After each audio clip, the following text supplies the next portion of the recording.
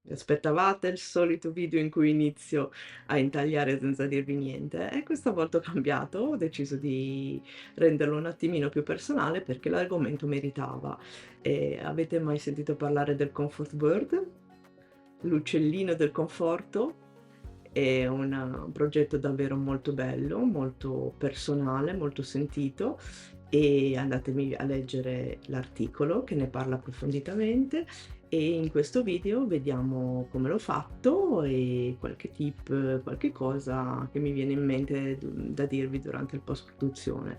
E troverete anche il bonus, il mio Comfort Cat, che funziona benissimo, vedete, e questo sicuramente conforterà molto di più le persone che amano i gatti.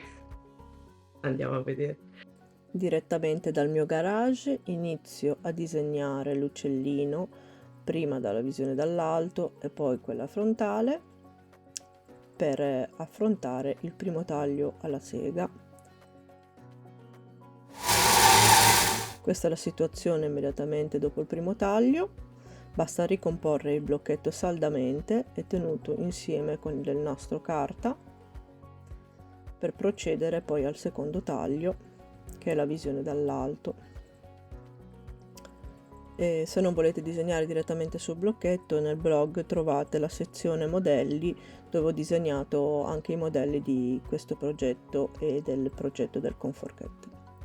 Sono facili, ve li stampate e li potete applicare direttamente sul legno. Si ricalca un attimino dove non si riesce a vedere con il nastro ed ecco qua il risultato. Eccolo, perfettamente ritagliato in tutte le sue parti. E ho notato questi bei pezzi che sono in avanzo e penso che ci farò delle calamite perché comunque hanno perfettamente la forma dell'uccellino e mi piace così. Ecco, questo è il gatto tagliato nella stessa procedura dell'uccellino. L'uccellino è in legno di tiglio, il gatto in legno di melo. Parto con il Comfort Bird, che come vedete è già completamente formato, quindi non c'è molto lavoro da fare. Faccio solo una parte di sgrossatura degli angoli, dei bordi e addolcisco ben bene la figura, stando attenta alle parti delicate tipo la coda, che è molto sottile, e in più io sulla coda avevo anche un nodo e quindi non ho insistito molto in questa parte, l'ho lasciata poi da pulire bene con il Dremel.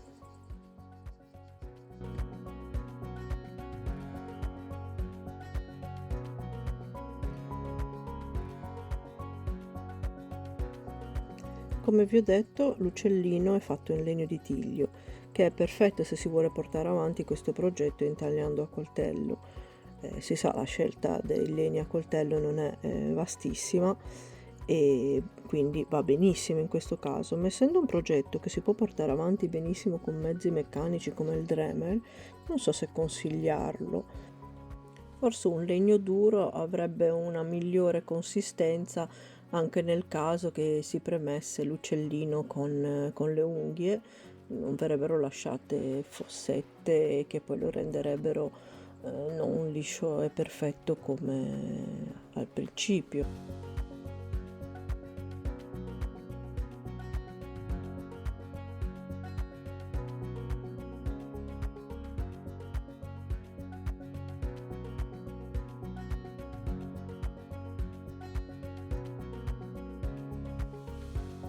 Dopo il lavoro a coltello l'uccellino è formato e perfetto, gli manca soltanto una piccola passata a carta vetrata che per velocità la passo direttamente col Dremel solo per renderlo completamente vellutato al tatto.